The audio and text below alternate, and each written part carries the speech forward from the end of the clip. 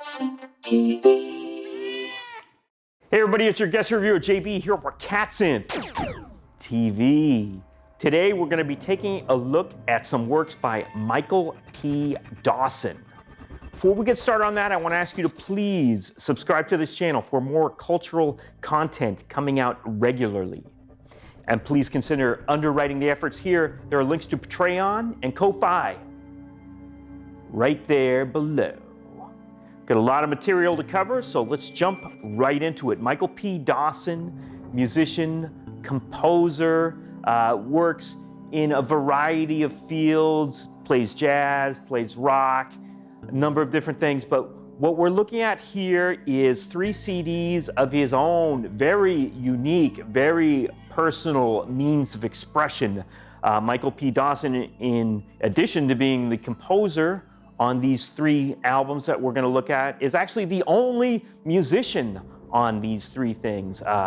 These CDs are created, just for a little bit of context here, he plays saxophone, clarinet, keyboards, guitars. A lot of the sounds on these albums are done electronically, either through synthesizers or programmed, or what sounds to me at points like he's running some sort of processing software. So we'll go into them one by one because they're all very different from each other. The first one we're going to take a look at here is called the Hipcrime Vocab, and there's a subtitle there that says 8 Impressions of John Brunner's Stand on Zanzibar. I'll admit I'm not familiar with John Brunner or Stand on Zanzibar. I'm guessing it's a book. I don't know. I'm sorry, I haven't done my research on that part. But what we have here is a fascinating album. It kind of goes between 2 different general areas in the areas that it explores sonically. First of all, there's Michael's kind of compositional voice that we hear throughout at least 2 of these CDs. I would compare to, it's an easy comparison because a lot of the music seems to be programmed and meticulously programmed at that. I would compare it to some of the later Frank Zappa synclavier works because we have this kind of whole sonic realm being created electronically and smoothly and seamlessly, and he's integrating the live woodwinds and guitars and stuff over it. I mean, musically, as far as the notes themselves, I mean, there's a bit of a Zappa influence. What I hear a lot through at least these first 2 that we're going to look at is there's more of a pronounced jazz influence to the writing. I would compare it to, at times, almost like a Lalo Schifrin kind of thing, because you have this big scope of things, but you've got these very interesting, jazz chordal voicings going on, especially in the electric piano, or some of the things, remember Don Sebesky, some of the Don Sebesky albums that came out that had that kind of, they had this big scope, but down at the foundation of them, you always have that very jazz kind of sound to the chordings of the voices, the chord voicings. Let's put it that way. Hipcrime Vocab, let's get back to that one. About half of the pieces have this kind of, as I said, easiest comparison is the Zappa synclavier stuff as far as the shape of some of the melodies. It sounds weird to say it this way too, but I'm thinking almost of like Mole Show era Resonance, because there's that kind of ring. I don't know how to explain it, but there's those kind of timbres going on. But you've also got these it sounds like Max MSP kind of software processing voices and stuff. You've got these very kind of broad, electronic, almost glacial sounds going on. I'm thinking of some of the things Peter Christopherson did with the later coil stuff, things like that. This is a fascinating album. I mean, really, it's just, man, I heard it like online. It was like, God, this guy is just so incredible.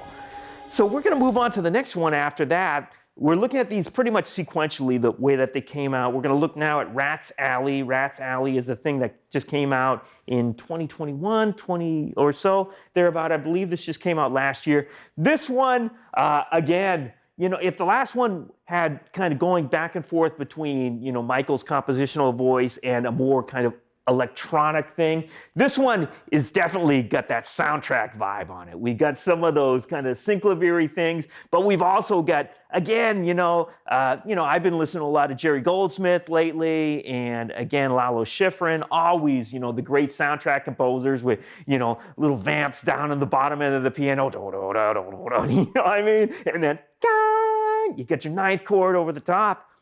Man, you got that in spades right here. Amazing album. This one definitely has a soundtracky vibe to it. It's kind of got look at the cover art right here. It captures the album, the feel of it totally. It's got that kind of sleazy vibe to it. Yeah, sleaze. Wonderful stuff, amazing. The third one we're gonna look at, again, this is what I love about music. You know, you understand this style and say, oh yeah, this is great stuff. I got to get some more of that. And then you get the next album and it's like, boop, it's totally in left field. It's not what you expect at all. And that's what we got here, Hurtleturtles Out of Heaven. First of all, the title of it coming straight from James Joyce. So you know, it's like, bam, connects with me immediately. This one is very different from those previous two albums because we've got, as opposed to the others that had, you know, a number of different compositions on here, this one basically has 3 tracks. There's kind of a part 1, and then there's an interlude, a very brief interlude, and then part 2 of these long suites. And this one was recorded entirely on analog synthesizers, and it's like, it's so different from those other ones, but you still hear, you know, sometimes you'll hear kind of like a, you know, the kind of ostinato sort of thing, you know, like the great Klaus Schulze that we just lost recently, kind of carrying on from that sort of very Germanic kind of electronic music thing, but really it's just kind of, you know, toil and trouble, burbling and bubbling sounds all over this thing, you know what I mean? It's like, it's just like, oh, this is great. This is great. It's just like, it's blowing my mind. My head's just exploding. In slow motion even, just like that. Let's do it again. Wonderful stuff. I gotta say, if you don't know Michael's work, you gotta check it out. We'll put a link to the Bandcamp page in the end here. Just go check it out. It's totally worth your time. Amazing stuff. To wrap it up, been looking at 3 albums by Michael P. Dawson. Check them out. Amazing stuff. To find out more about the music of Michael P. Dawson, please visit his Bandcamp page and check out the description below this video. Thanks for watching, and please subscribe to CatSynth TV. Hey, you're watching CatSynth TV!